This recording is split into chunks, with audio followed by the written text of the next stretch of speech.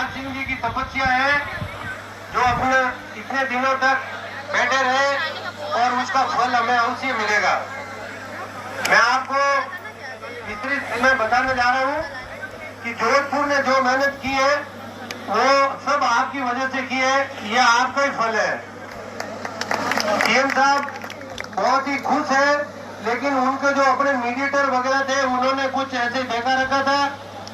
अभी हाल में जो नियुक्त हुए हैं वो हमारे कॉन्स्टिट्यूंसी से ही अधिकारी महोदय इलेक्शन लड़ेंगे।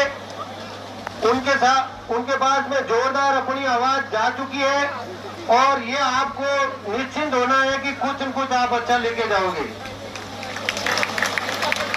एक बार राज सिंह जिंदाबाद बोल रहे हैं। राज सिंह चौधरी, राज सिंह चौधरी।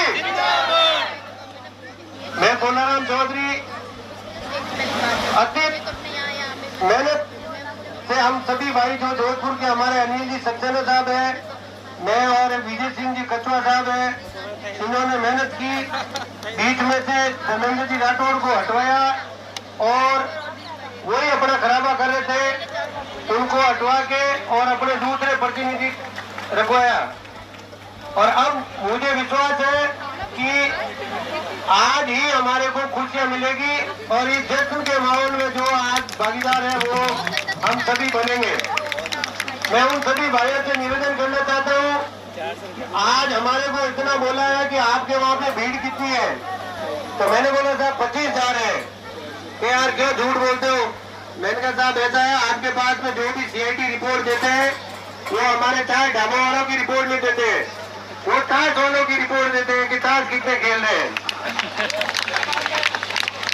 एक्चुअल में हमारे बंदे जितने यहाँ नहीं बैठते उतने वो ढाबों पे बैठ जाते हैं और वो रिपोर्ट उल्टी देते। बोला तो फिर एक्चुअल बताओ कितने हैं? मैंने कहा साहब अगर 10 से 15,000 से कम हो तो आप हमारी मांगे फाड़ देना, हमें कुछ चाहिए ही नहीं। इतने बंदे वहाँ पे बैठे हैं, आप सीएम साहब को ले आओ और हमारे को आशीर्वचन दे दो। तो उन्होंने बोला है मेरी कोशिश पूरी रहेगी, फिर भी अगर सीएम साहब नहीं आए तो फिर क्या करोगे? मैंने कहा साहब हमारे अध्यक्ष जी का एक ही नारा है, क्या लेके जाओगे? ये राज सिंह जी बोलते हैं क्या लेके जाओगे? फिर बोलते साथियों आज निराश कहते हो, उत्साह कम है। तो ये मैंने उनको बता दिया है। मैंने कहा साहब हमारा मोटो यही है कि आदेश। बोला यार ये आपने नारा कहाँ से लेके आया? मैं कहा साहब बाबू तो हमेशा नित नए नारे बनाते हैं। तो बोला ये बात है। मैंने कहा हाँ साहब। फिर उन्होंने बोला कि आप 25-50 जने इधर आ जाओ सीएम साहब के पास। तो मैंने कहा सर हम सीएम साहब के पास में नहीं आएंगे, हमारा मोटो ही फोटो खिंचवाना नहीं है। हमारे वहाँ पे एक ही नारा चलता है, अध्यक्ष जी बोलते हैं कि आदेश, इसलिए अभी हमारे भेजे में बैठ गए हैं आदेश आदेश। तो उन्होंने बोला ऐसी बात है। मैंने कहा हाँ साहब। मैंने कहा आप आ जाओ और वहाँ पे घोषणा कर दो, हम तो आपको जानते हैं। बोला भाई मैं अभी बगैर पूरी चर्चा लिए बगैर मैं नहीं आऊंगा, मैं आपको बुलाऊंगा। ये मुझे भी मामला तुम्हारा जमा नहीं, बहुत ही खतरनाक मैटर है। इतने दिनों तक बोला आंधी तूफान, यार आप लोग कैसे मतलब सोच लिया? मैंने कहा साहब इस बार बाबू कारगिल युद्ध लड़ रहा था क्या? अच्छा। मैं कहा हाँ साहब। मैंने कहा साहब आपने देखा होगा आंधी तूफान बरसात जो कुछ भी आयो, लेकिन कहीं हिला यार? वो तो मैं देख रहा हूँ। तो मैंने कहा साहब आपके पास में केवल हमारी रिपोर्ट ही गलत आ रही थी और जो हमारे ये प्रतिनिधि बने हुए थे वो कहीं कहीं क्रॉस करने में लगे हुए थे और उनका भी नाता था उनसे, फिर भी वो लोग मतलब कहते हैं लोहे लोहे को काटता है, बाबू ही बाबू की जड़ को काट रहे थे। और फिर उनका भी जिक्र चला कि ये जो 4 बेटे वो कौन है? मैंने कहा साहब वो सेवानिवृत्त है और उनका इससे कोई वास्ता नहीं है। उनको एक्चुअल में क्या घर में क्यों बाबू वो रहे नहीं, उन्होंने हमेशा नेतागिरी की। अब राज सिंह जी बेचारे बड़े आदमी है, मैं भी हमेशा बात करता हूँ भाई साहब कहाँ फंस गए? बोला यार बोलाराम जी अब मैं मेरे घर पे भी टाइम नहीं दे पा रहा हूँ, इतना काम करा दे रहा है, पर इस चीज को तो पार लगा के ही पार बना। मैं कहा यार ये तो कारगिल जीत लिया जिस आदमी ने, उससे बड़ा क्या होगा बताओ? तो बोला कि ये तो अभी ले लिया, तो इसको तो पार करना ही पड़ेगा। आदमी कभी भूखा रहता है, कभी यही पड़े रहता है। आज तक मेरे हिसाब से 2 महीने में घर के खाने भी नहीं खाया इन्होंने। आप सभी के सहयोग से यह सब हुआ है। और जोधपुर की आवाज इतनी बुलंद पहुंची है, उसमें आप सभी भाइयों का सहयोग रहा है। 5 जिलों का रहा है, नागौर, बीकानेर, जालौर, सिरोही, बाड़मेर, जैसलमेर और पाली। जोधपुर संभाग में वो जो ताकत दिखाई, मैं समझता हूँ कि यहाँ बैठे हुए इनका भी जोश कम है। आज उस दिन 2 दिन पहले 4 तारीख को वहां पे इतना जबरदस्त जोश था, जिससे कि सीएम साहब के पास में रिपोर्ट गई। और रिपोर्ट ऐसी गई साथियों, मैं आपको बताऊं कि आज बोलाराम काले झंडे दिखाएगा। अब हमारे को घेर लिया, पता करा कि नहीं बोलाराम कौन से विभाग का है, बोला पंचायती राज का है। सीओ साहब का फोन है, एक एसडीएम साहब आगे मेरे पास में कि बोलाराम जी आप चलो सर्किट हाउस में, सीएम साहब को ज्ञापन आपका दिलवा देंगे और आप 5 प्रतिनिधि चलो। मैं सक्सेना साहब बोला, सक्सेना साहब बोला, भिखाराम जी भाई साहब बोला, भिखाराम जी भाई साहब बोले कि अगर वहां से चलेंगे, अपन यहाँ से चलते हैं, सीएम साहब वहां से निकल जाए, फिर अपन कहाँ जाएंगे। तो मैं सीओ साहब बोला, मैंने कहा साहब जो आपके पास में रिपोर्ट आई वो गलत है। मेरे कलेक्टर साहब ने बोला, मैं कैसे बोला था आपको, बोला एक दिन आपने स्टेटस पे चढ़ाया था, आप वहां पे स्टेज संबोधित कर रहे थे और आपने बोला है कि सबसे पहले अगर अशोक गहलोत का विरोध होगा तो जोधपुर जिले से होगा और हम काले झंडे दिखाएंगे। तो मैंने कहा साहब मैं मेरे शब्द वापस लेता हूँ, मैंने स्टेटस हाथों हाथ डिलीट भी कर दिया था। बोला कर तो दिया, लेकिन कलेक्टर साहब के पास में आपका स्टेटस पड़ा है, इसलिए आपको कलेक्टर साहब ने ये बोला है कि उनका ज्ञापन अपन सर्किट हाउस में दिला देंगे। मैंने कहा साहब सर्किट हाउस में हम नहीं आएंगे, यहाँ बाबू की आवाज है और हम नहीं आएंगे।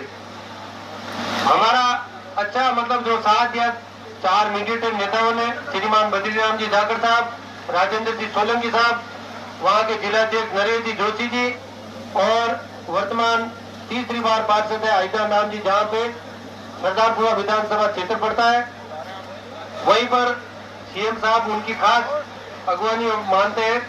तो उन्होंने बोला कि भाई आपका मंच के ऊपर से ज्ञापन दिलाएंगे और मंच के ऊपर आपके प्रतिनिधि को बुलाएंगे। अब थोड़ी कमजोरी अपनी बाबुओं की रह गई, उन्होंने बोला कि हम इतने आ गए हैं तो मंच पे नहीं, हम तो यही देंगे। कुछ आदमियों की वजह से अपनी घोषणा नहीं हो पाई, बाकी वहीं पे 2-4 उसी दिन घोषणा हो रही थी। मैं आपसे माफी मांगता हूँ कि वो भाई थोड़े मिसगाइड हो गए थे और वो जोश में आ गए थे। वो जो नेता कह रहे थे उनके कहे अनुसार अंदर पंडाल में चले नहीं। बाकी हमारा नाम भी नॉमिनेटेड हो गया था कि भाई आप मंच पर आपको सीएम साहब से मिलाएंगे और ये अपना पक्ष अच्छा रखेंगे।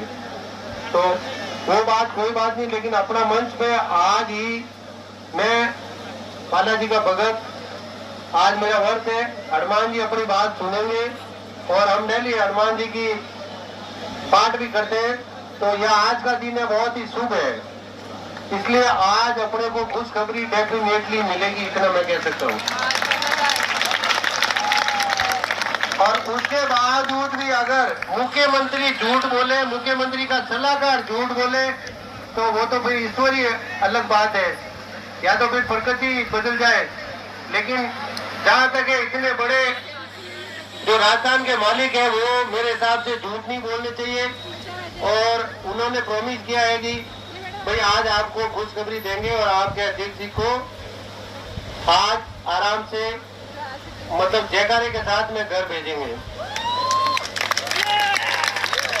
आज मन ही मन अध्यक्ष जी भी बहुत खुश है और आप लोग खुश हो नहीं हो ये बताओ।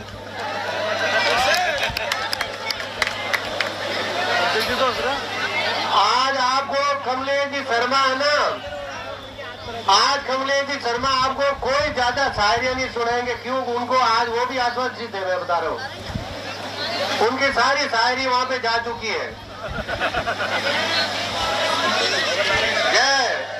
तो आप सभी दाएं बाएं नहीं जाए, मेरा आपसे ये अनुरोध है, जोधपुर पे भरोसा करें।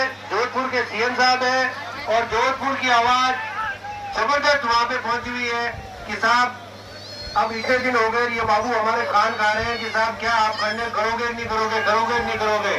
नहीं तो वोट आ रहे हैं, वोट आ रहे हैं, मतलब वोटों की धमकी दे दे के ये काम हो रहा है साथियों। देख लो वोट की कितनी ताकत है। आज के जमाने में नोट और वोट दो ही की ताकत है और किसी की ताकत नहीं है।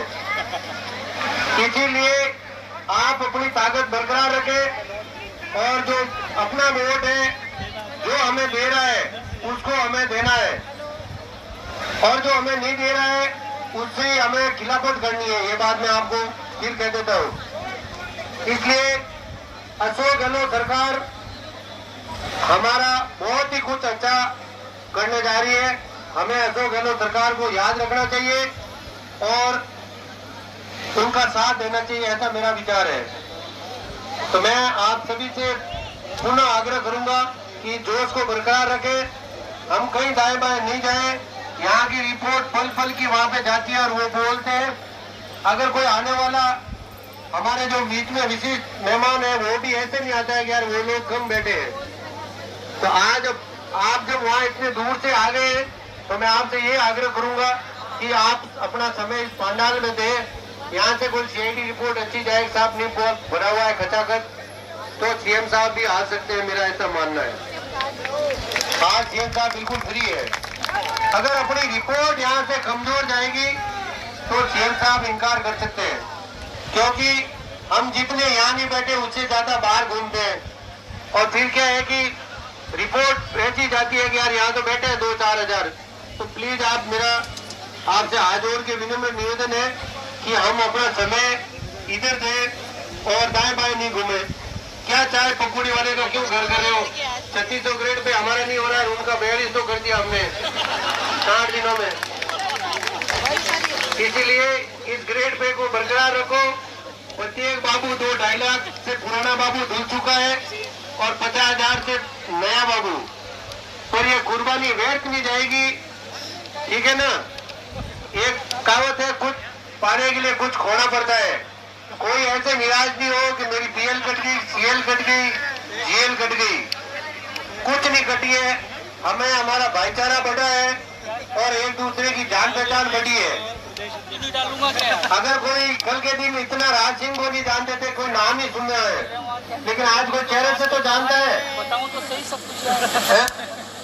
और बाकी सभी से मैं यही कहना चाहूंगा कि प्लीज आप इस पंडाल में विराजे। अच्छी रिपोर्ट जाने पर हमारे बीच में सीएम साहब आ सकते हैं, वरना रिपोर्ट खराब जाएगी तो दूसरे प्रतिनिधि आएंगे, लेकिन आदेश तो पक्का आएंगे, ये मैं आपको विश्वास दिला रहा हूँ।